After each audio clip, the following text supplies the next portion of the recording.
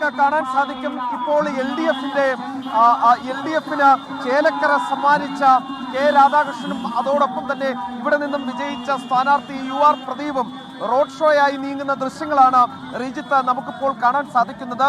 തങ്ങൾക്ക് വോട്ട് ചെയ്ത വോട്ടർമാരെ കണ്ട് അവർക്ക് അഭിവാദ്യങ്ങൾ അർപ്പിച്ച് മുന്നോട്ട് പോവുകയാണ് LDF പ്രവർത്തകരും സ്ഥാനാർത്ഥിയും അതോടൊപ്പം തന്നെ കെ രാധാകൃഷ്ണൻ MP-യും.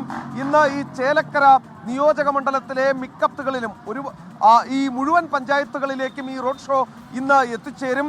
നന്ദി അറിയിക്കാൻ വോട്ടർമാരെ നേരിട്ട് കാണുന്നതിനും നന്ദി അറിയിക്കുന്നതിനും വേണ്ടിയാണ് ഈ റോഡ് ഷോ ഇന്നിപ്പോൾ ഈ വിജയിച്ചു എന്നുള്ള പ്രഖ്യാപനം വന്നതിന് തൊട്ടു പിന്നാലെ ഇപ്പോൾ ആരംഭിച്ചിട്ടുള്ളത്. 12,201 വോട്ടുകളുടെ ഭൂരിപക്ഷത്തിനാണ് നിലവിൽ ചേലക്കര മണ്ഡലത്തിൽ LDF സ്ഥാനാർത്ഥി UR പ്രദീപ് വിജയിച്ചത്.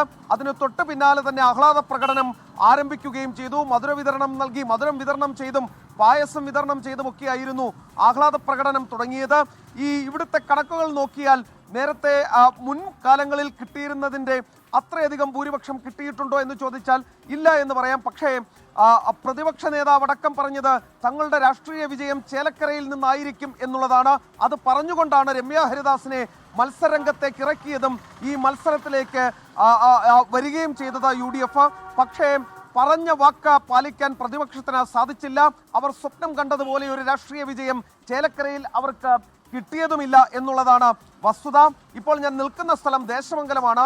UR പ്രദീപിന്റെ സ്വന്തം സ്ഥലമാണ്.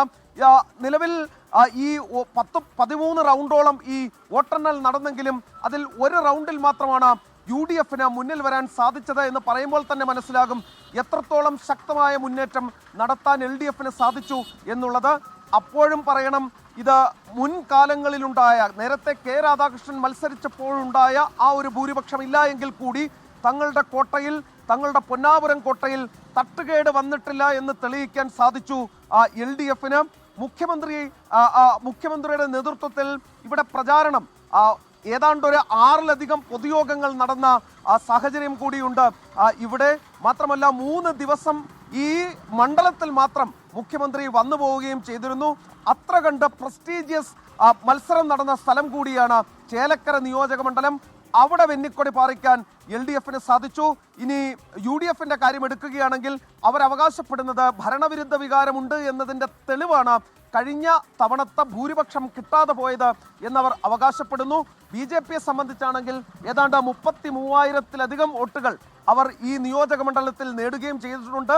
അവരെ സംബന്ധിച്ച് മുൻകാലങ്ങളിൽ ഉണ്ടായതിനേക്കാൾ കിട്ടിയതിനേക്കാൾ കൂടുതൽ വോട്ട് നേടിയെന്ന് അവർക്കും പറയാം. എന്തായാലും അവസാന ചിരി അത് UR പ്രദീപിന്റേതാണ്. വോട്ട് വിഹിതം ഉയർത്താൻ കഴിഞ്ഞിട്ടുണ്ട് എന്നുള്ളത് ശ്രദ്ധേയമായ കാര്യം തന്നെയാണ്.